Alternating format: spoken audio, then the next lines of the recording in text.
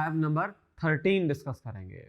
इसमें हमारे पास जो फॉर्म बनेगी वो है x plus a into x plus b into x plus c into x plus d और प्लस के। ये जो चार फैक्टर्स हमें गिवन होंगे ये बाइनोमियल लीनियर फैक्टर्स होंगे, यानी कि लीनियर बाइनोमियल टाइप के एक्सप्रेशंस होंगे। इनको हमने खास तरीके से एडजस्ट करना होगा। आइए इसको एग्जांपल से समझते हैं। देखिए हमारे पास अब चार नंबर्स इन्वॉल्व हो रहे हैं। ये 1 है, इधर 2 है, इधर 3 है, इधर 4 है। हमने अब ये देखना है कि हमने इनको किस तरह से एडजस्ट करना है। देखिए हम ये बात समझ सकते हैं कि 1 + 4 इक्वल होगा 2 + 3 के। इसका सम भी जो है 5 है, इसका सम भी जो है 5 आ रहा है। इसका मतलब ये हुआ कि हम इनकी रीग्रुपिंग करेंगे। ये जो लास्ट वाला फैक्टर है x + 4, इसको हम रखेंगे x + 1 के साथ।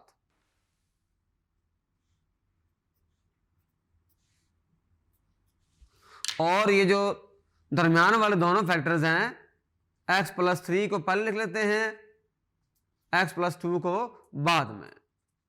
इसकी रीजन मैं आगे बताता हूं आपको।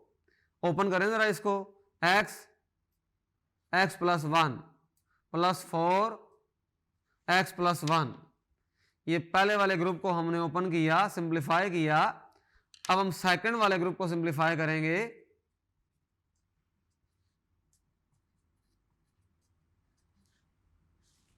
यहां पर -120 होगा। इसका मतलब x × x, x² + x + 4x + 4,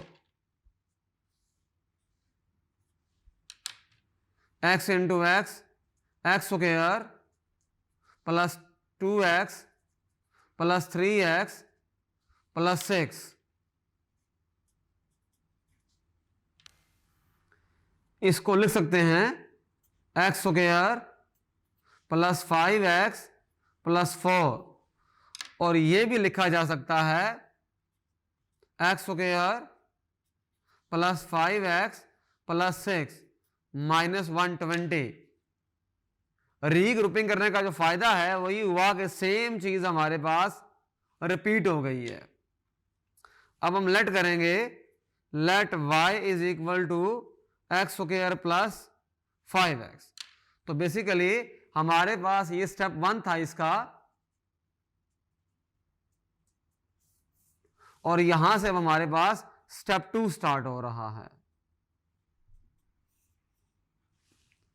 हम इसको लेट करेंगे तो ये सारी जो चीज लिखी हुई है ऊपर वाली, ये बन जाएगी y + 4 और y + 6। रीग्रुपिंग करने का फायदा ये हुआ कि हमारे पास दोनों के अंदर सेम चीज आ गई है, यानी x² + 5x, उसको हमने y पुट कर दिया ताकि हम फर्दर उसको सॉल्व कर सकें। अब इसको हल कर लेते हैं।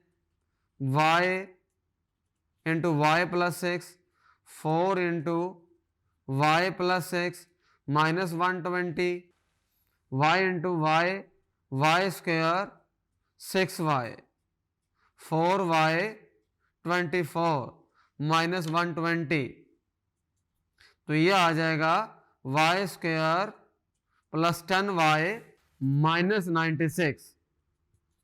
इसके मिड टर्म ब्रेक कर दें। मिड टर्म ब्रेक करना बहुत आसान है। y²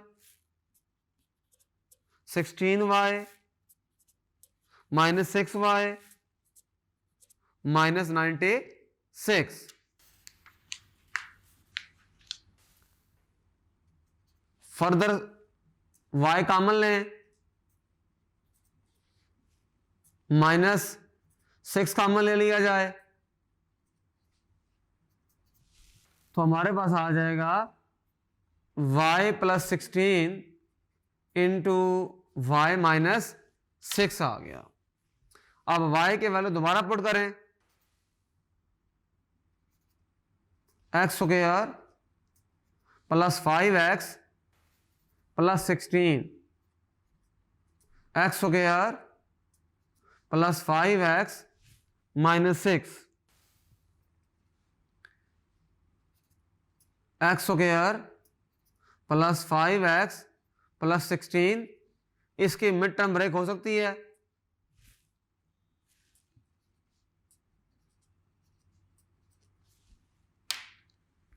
अब क्या होगा,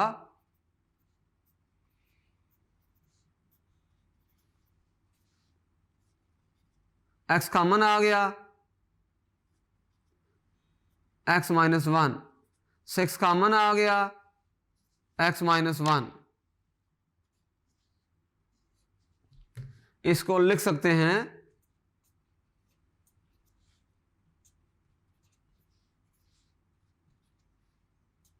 x माइनस 1 x प्लस 6। तो हमने इसको कंप्लीटली फैक्टराइज कर दिया। इस तरह से हमने स्टेप वाइज उसको सॉल्व किया और हमारे पास कंप्लीट फैक्टर्स आ गए। अगर मैं यहां पर इसको कह दूं कि यहां से हमारा स्टेप नंबर 3 है फॉर एग्जांपल,